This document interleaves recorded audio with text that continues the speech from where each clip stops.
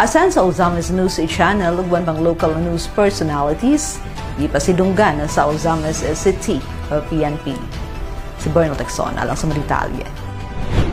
Malipayong gitudol ni Ozamis City Police Station Chief Police Lieutenant Colonel Harvey Serrano Abellanosa katimbang si Deputy COP Police Major Eurydice Rebillas ang Certificates of Appreciation and Customized Mugs ngadto sa matag membro sa local media atul sa gipahigayon nga first ever Philippine National Police Ozamis City Police Station Media Night and Fellowship Dinner October 17 dito sa 3rd floor Ozamis City Police Station. Kabalo mo nga how much we value you as our partners sa ato, especially sa activities na to sa public awareness and public safety na to sa PNP, no? Nakip sa mga awardees ang local TV and radio news anchors, news directors, social media pages administrators, reporters, news writers and cameramen sa Asinso Ozamis News Channel, 1 TV Ozamis, DXDD AM FM Radio Campana, Misamis Observer, Malindang Newsline, Misamis News Network, Mindanao Fools Forum o Bida News Update Facebook page. Certificate of Appreciation is presented to our Asenso Ozamis News Network in grateful recognition and sincere appreciation for your invaluable and remarkable support to Ozamis City Police Station, which immensely contributed to the accomplishment of the Philippine National Police vision and mission. Given this 17th day of October 2024 during the PNP Media Night at Ozamis City Police Station, Ozamis City Misamis Occidental signed Police Lieutenant Colonel Harvey A. S. Abellanosa, Officer in Charge of Ozamis CPS.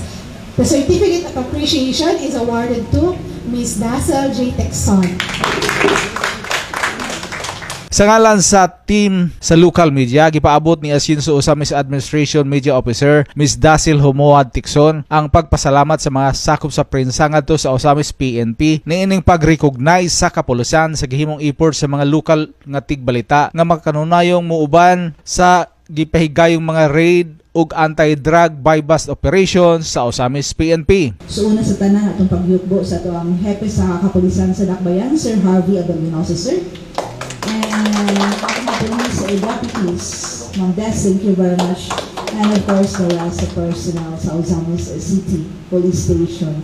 Dako kayo naman kalipay sa local media that we are given a time na makarelax ka uban ang Ozamis City Police kay I have to be honest, murag makauban, labi na sa akong makauban nga nagkugod sa mga police operations, mga press cons. Usually makauban na mo ang police, we are working. Naghawid sa camera, naghawid ang cellphone to cover mga police operations, sa kanato ang mga raids, mga buy-bus. Although ako gahawid na kung may karon. But of course, na-appreciate din namo nga gitagaan yung time to ensure spend company with you, nga wala mi nagtrabaho. And of course, napag-i recognition na mo ang midawat tonight. So in behalf of everyone, thank you very much. So, mubot ang actually ng message, as I've said, wala akong iandang. Pero, I have to be honest, with a strong partnership and collaboration between the Asenso Ozamis administration under the leadership of Mayor Indy, with the support of Kong and of course, Governor Henry sa probinsya sa Misamis Occidental, kauban ang legal na partnership sa Ozamis City Police and the rest of the police force sa Tibok Probinsya. Never have we felt so safe. So, salamat kayo ng tanan. So, added na lang nila the recognize ninyo ang mga kahago. So, to sum it all up, a very big thank you very much. Salamat. Sa iyang inspirational message usab, gipahayag ni Police Lieutenant Colonel Harvey Abellanosa ang iyang dakong pagpasalamat sa hugot nga suporta ni Asinso Ozamis City Mayor Attorney Henry Waminal Jr. o sa tanang mga membro sa mga local media nga magkanunayong naghatag sa sugot nga suporta sa mga kapulisan sa atong syudad. Una sa tanan, ako ang pagtahod o pagyukbo sa ato ang halangdon nga mayor nga always nga nitabang ni suporta sa ato ang kapulisan diri sa Ozamis City. Of course, members of the media, daghang kayong salamat sa inyong pag-accept sa among invitation.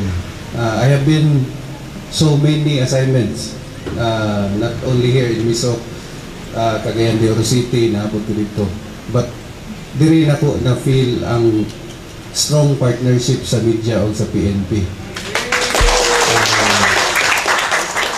Gibutyag ni Hipi nga lahi ra ang relasyon sa mga pulis ug mga tigbalota sa lugar diin siya na-assign kaniadto. Matod pa niini nga proud siya nga na-assign sa syudad ug gusto niya magpadayon ang maayong relasyon sa kapulisan ug local media. Sa Cagayan de Oro City lahi ra gyud.